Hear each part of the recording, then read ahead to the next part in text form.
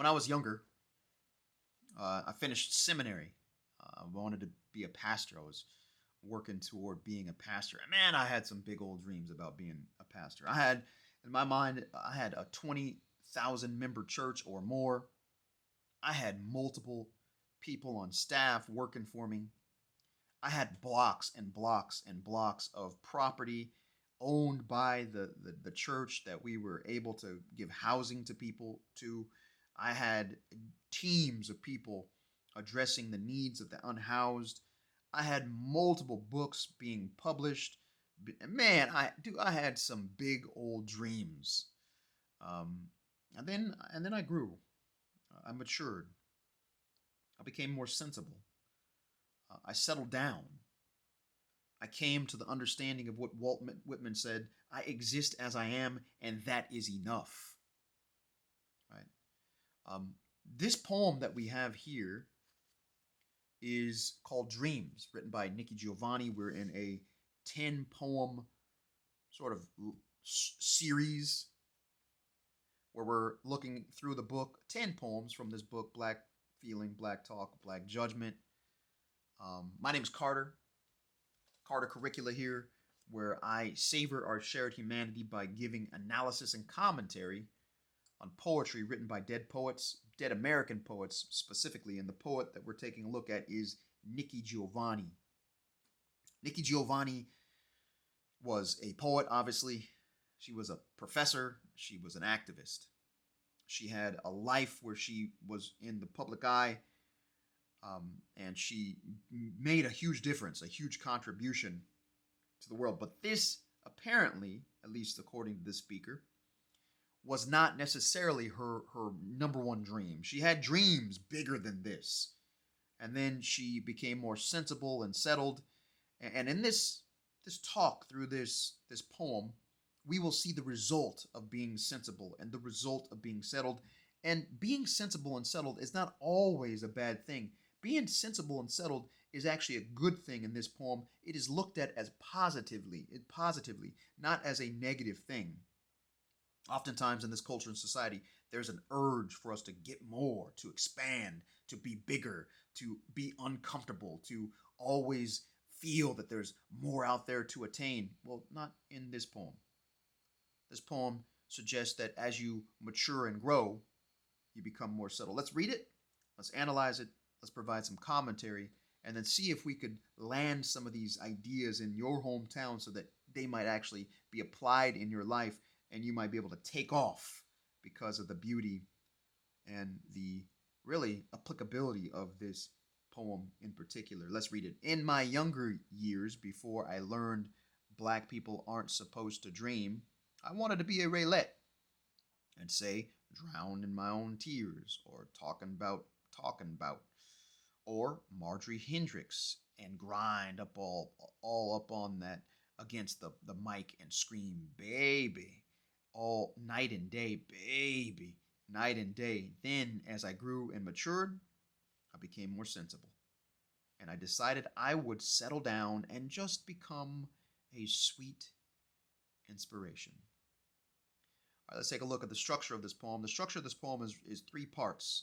I see a background part where she sets things up. I see the middle part where she's talking about the content of the setup, which is the dreaming of being a singer. And then last but not least, she concludes this with where she apparently ended up. And it wasn't in the same place where she anticipated. She ended up in a place that was much different than she anticipated. But there was a sweetness to the place where she ended up, even though that wasn't where she dreamed about going. Dreams. She says at the beginning she was not supposed to dream. Sociologically and historically, this was in the context of the 1900s. When she grew up in the early to mid 1900s. There was lots of you ain't supposed to be dreaming for black folks. And she obviously was a black person, and she had these kinds of limitations on her. She says what she wanted to be. She wanted to be a singer. She wanted to be a Raylette. A Raylette was a member of Ray Charles' group of singers, backup singers. These Raylettes, man, they sung their tail off just like Ray Charles did. Ray Charles shook up the music game with with his uh his songwriting and his singing. Man, his performances shook up the music game, really challenging what music was at the time. Or she didn't mind not being a Raylette. She actually wanted to step up. She wanted to be the founding member of the Raylettes, gr- grinding up against the mic, screaming these words, "Baby," night and day. She wanted to. She saw apparently some sort of thing in being a Raylette or being Marjorie Hendricks.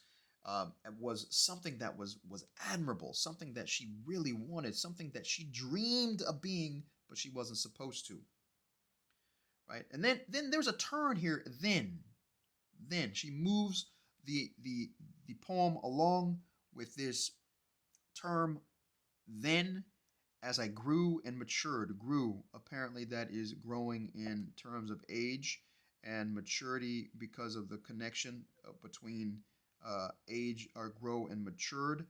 And because of the growth and the maturity, I became more sensible. This does not seem to be, oh, this is a second thing that I wanted to do, and it was a terrible thing because what I really dreamt to be was this. No, it seems that she becomes more settled in who she is.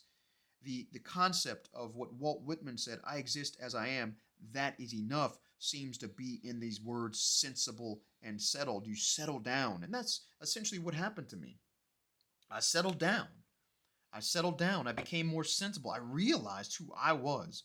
I realized I was chasing some praise, some recognition outside of myself, and that's not what I needed. What I needed was to be a teacher in a classroom where there's really no praise, there's no attention, no spotlight except that small group of people, and there's no praise or adoration or very little of it at all, right? And so in my mind I had these dreams, but I had to grow and mature and become sensible and settle down.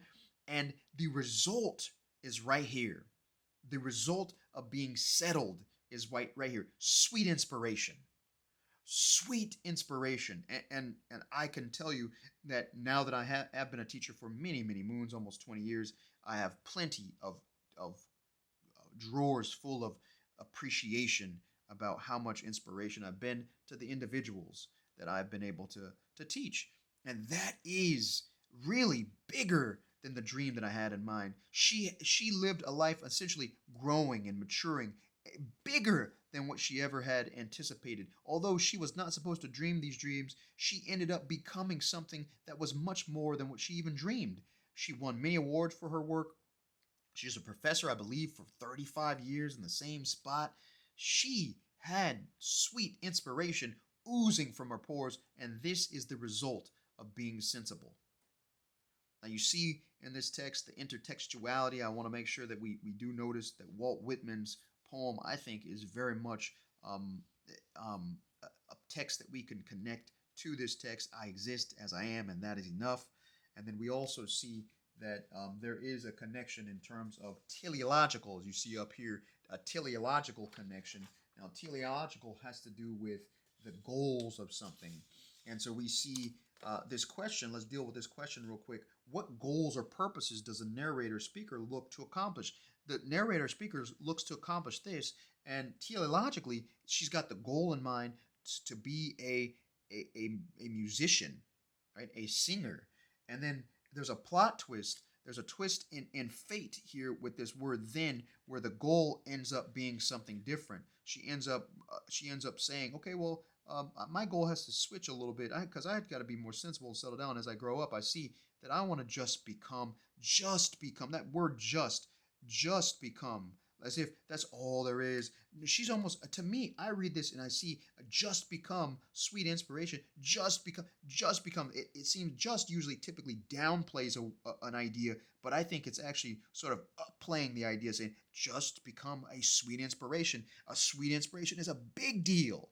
And if I just become a sweet inspiration, that is enough.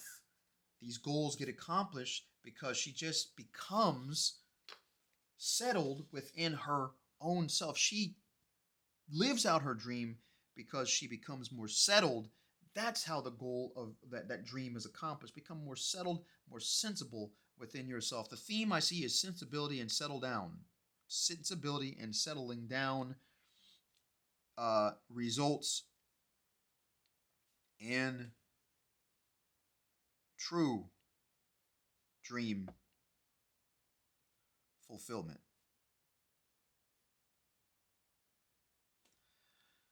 Oh wow, man, this is quite a text. Let me see if I could summarize. This text is broken into three parts, and at the very end, the last part, we see a progression where it ends with the speaker becoming more settled with who she is, and the speaker shows that the result of being settled and more sensible is sweet inspiration. May you develop sweet inspiration. May you live out um, things that are bigger than dreams. May you just become a sweet inspiration from being more settled, being more sensible, and growing into maturity, into who you really are, not necessarily those dreams and fantasies that are in your mind, but who you really are. And then your life can be, you can live out things that are bigger than those dreams that you had in mind. Wow. Well, this was our ninth lesson. We've got one more lesson, one more poem to take a look at after this. The poem is called Balances. This is the way it looks. The poem is called Balances. And we will take a look at that on the next lesson. I do hope that this lesson connected with you. I do hope that you have some sort of understanding of this text and appreciation for it. I still have to figure out which text that we're going to take a look at in the next um, series. I'll probably take a look at 5 to 10 more poems from some author somewhere, American poet that has passed on. So until then, I will see you on the next one.